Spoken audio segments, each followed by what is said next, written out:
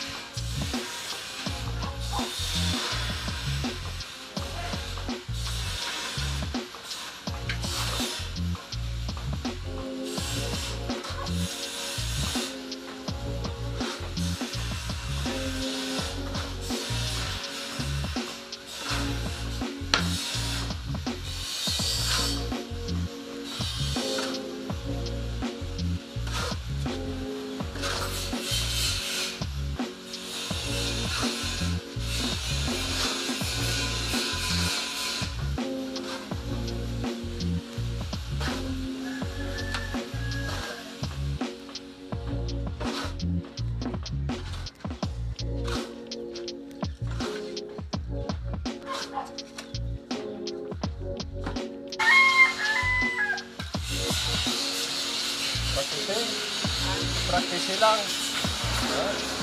Dapat pala yun yung kutsara.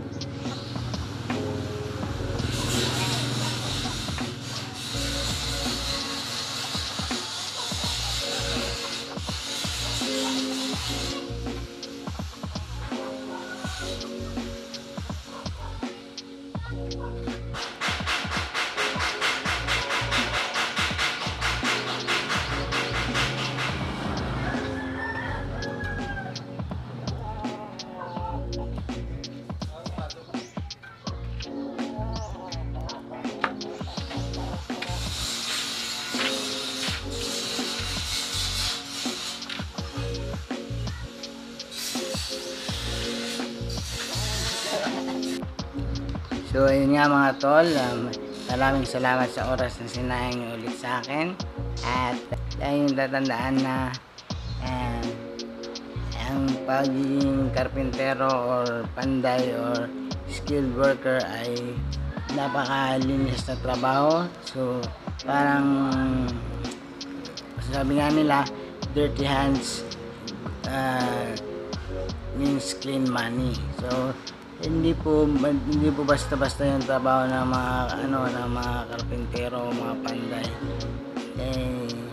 Kailangan po may skills ka talaga para nagawa mo yung mga ginagawa nila. Pag titingnan mo lang parang madali, pero yung totoo mahirap kapag hindi ka sanay sa trabaho. Kaya nakakapagod talaga.